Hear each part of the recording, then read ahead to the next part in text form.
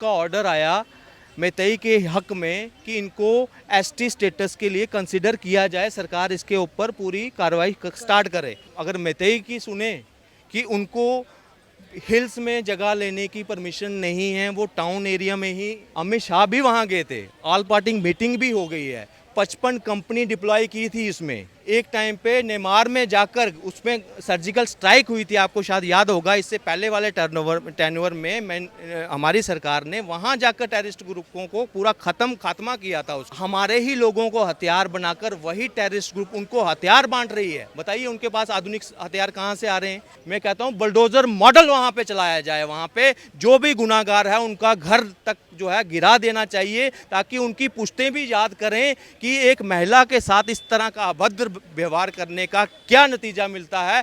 आपको वहां सरकार को कॉन्फिडेंस में लेना जरूरी था, केंद्र सरकार को नोटिस भेजना था, ताकि इस तरह की घटना होने से पहले ही उसको टाला जा सकता था। मणिपुर में जिस तरीके की जो घटना है, जिस तरीके के जो वीडियो हैं, जिस तरीके के जो विजुअल्स हैं, उन्हें मैं आपके सामने बोल भी नहीं सकता हूँ। इस तरीके के जो वो विजुअल्स हैं, इस तरीके का है कि कहीं ना कहीं जो दो महिलाएं हैं उनके साथ में किस तरीके की घटना है वो हुई है। अभी हमारे साथ में कुछ लोग हैं, उनसे हम बात करते हैं। जी सर, किस तरीके की जो घटना है वो मणिपुर में हुई है, आप उसे कैसे देखते हैं? देखिए, इस तरह की वीडियो वायरल होना, इस तरह की घटना होना, वीडियो तो बाद में आपको 70 दिन के बाद मिल रही है, ये कहीं ना कहीं मतलब अब हम कहेंगे कि हम सभ्य समाज का हिस्सा हैं, तो आज ये कहीं ना कहीं प्रश्न उठ गया है इसी पे। अगर हम बोलेंगे हम नए भारत का हिस्सा हैं, अगर नए भारत में आज भी अगर महिला सुरक्षित नहीं है ना, तो हमें अपने आप पे गर्व करने वाली कोई ऐसी बात नहीं है। मगर ये सिर्फ मणिपुर तक ही सीमित अगर होता तो हम फिर भी कहते कि नहीं, कुछ एक पर्टिकुलर राज्य में है। पश्चिम बंगाल से सेम ऐसी चीज़ें आ रही हैं, वहाँ से राजस्थान में आती हैं, छत्तीसगढ़ से आती हैं, कई और ऐसे, मतलब वुमेन क्राइम रेट दिल्ली में कितने किलोमीटर एक लड़की को कार के टायर के नीचे से गुजारा जाता है। तो ये कंटिन्यू हमारे पास एक स्टेप बाय स्टेप ना 35 टुकड़े भी यही हो रहे हैं इसी समाज में, हमारे समाज में। तो कहीं ना कहीं हम ये कह सकते हैं कि इस भारत में अभी भी हमें और काम करने की ज़रूरत है, और ख़ासकर इस मोदी सरकार को तो महिला के सुरक्षा के लिए ज़्यादा कदम उठाने की ज़रूरत है। मणिपुर की अगर घटना अगर देखा जाए, इसमें अगर आप इतिहास को अगर आप इसको जानते हैं, ये लड़ाई है दो कबीलों के बीच में, कुकी और मैतेई के बीच में। और ये लड़ाई तब पैदा हुई जब एक कोर्ट का ऑर्डर आया मैतेई के हक में कि इनको एसटी स्टेटस के लिए कंसिडर किया जाए, सरकार इसके ऊपर पूरी कार्रवाई स्टार्ट करे। मगर ये आपस में कुछ विरोधी रहे हैं, पीछे इतिहास में भी कई ऐसी इनके साथ मतभेद चलते आ रहे थे, और वो नहीं चाहते कि इनको ये हक मिले, ये और एडमिनिस्ट्रेशन में घुसें। और एक अगर मैतेई की सुने कि उनको हिल्स में जगह लेने की परमिशन नहीं है, वो टाउन एरिया में ही रह सकते हैं, उनको बाहर ज़मीन नहीं जा सकते, टाउन के बाहर नहीं जा सकते, ये उनके ऊपर बंदिश थी। तो ये कहीं ना कहीं उनके आपस में इतना ये जो गतिरोध इतना बढ़ गया कि इस तरह की घटना आपको मिली। इसमें स्पष्ट जो है, मैं वहाँ के सीएम को जिम्मेदार ठहराता हूँ। अभी तक अगर टाइम भी काफ़ी लंबा हो गया है।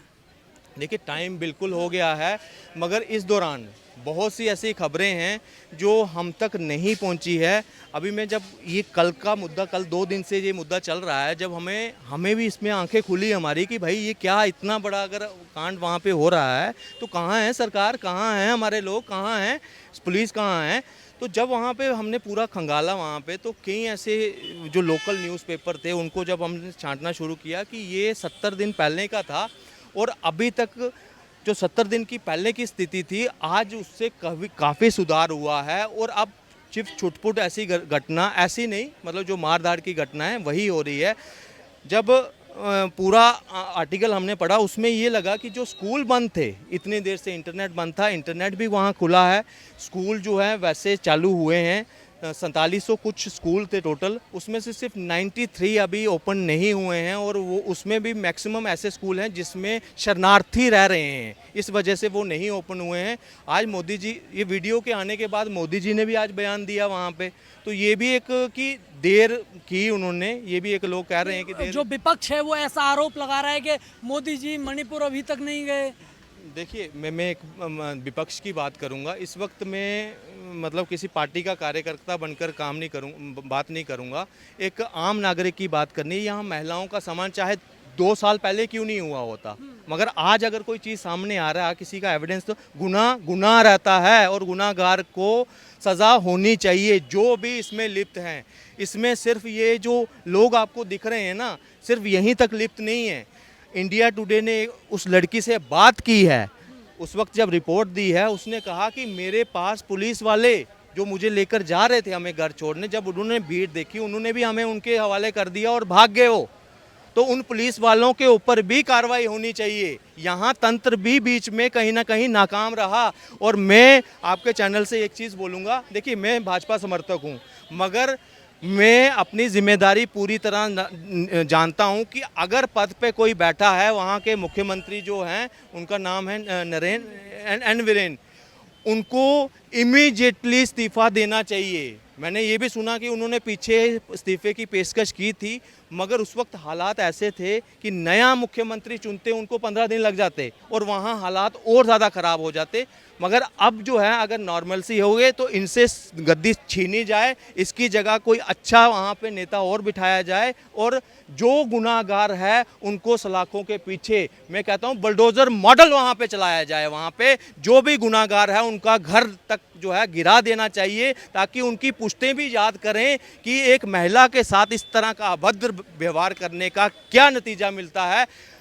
मैं दोबारा कहूँगा, बुलडोज़र मॉडल से कम नहीं चलेगा वहाँ पे। जब जो है एन बीरेन सिंह है वो नहीं संभाल पा रहे हैं, तो केंद्र सरकार अपना दखल दे। नहीं, देखिए, अगर इसमें अमित शाह का भी आपने न्यूज़ देखी थी, आपके चैनल ने भी शायद दिखाई थी, वो अमित शाह भी वहाँ गए थे, ऑल पार्टी मीटिंग भी हो गई है, 55 कंपनी डिप्लॉय की थी इसमें। और मैं आपको इसमें, देखिए, ये एक जैसे कश्मीर में कोई हालात रहे ना, अफसा हटाओ कश्मीरी, वहाँ पे बड़ी देर मुहिम चलती रही। क्यों? क्योंकि वहाँ आतंकवादी को रोका नहीं जाए। तो वैसे ही यहाँ पे भी टेररिस्ट ग्रुप काम करते थे। कुकई के कई ऐसे समाज के टेररिस्ट ग्रुप भी वहाँ ऑपरेटिव थे वहाँ पे, जो कि एक टाइम पे नेमार में जाकर उसमें सर्जिकल स्ट्राइक हुई थी, आपको शायद याद होगा। इससे पहले वाले टर्नओवर में हमारी सरकार ने वहाँ जाकर टेररिस्ट ग्रुपों को पूरा खात्मा किया था उसका। आज उसी का बदला जो है ना, वो इस डिस्प्यूट पे हमारे ही लोगों को हथियार बनाकर वही टेररिस्ट ग्रुप उनको हथियार बांट रही है। बताइए, उनके पास आधुनिक हथियार कहाँ से आ रहे हैं? बिना विदेशी ताकतों के जो एंटी नेशनल फोर्सेस हैं, जो हमारे देश को तोड़ना चाहती हैं, वो उनको हथियार भी दे रही है, उनको पैसा भी दे रही है और तबाही मचाने के लिए। मगर काफ़ी हद तक सेना ने वहाँ कंट्रोल कर लिया है। मैं तो कहूँगा, जो लोग उस वक्त अफवाह हटाने का समर्थन करते थे, आज वो मतलब गिड़गिड़ा रहे हैं कि हमें सेना और भेजी जाए यहाँ पे, ताकि हमारी सुरक्षा हो सके। और सबसे बड़ी बात, मैं एक प्रश्न चिन्ह लगाऊंगा कोर्ट के ऊपर।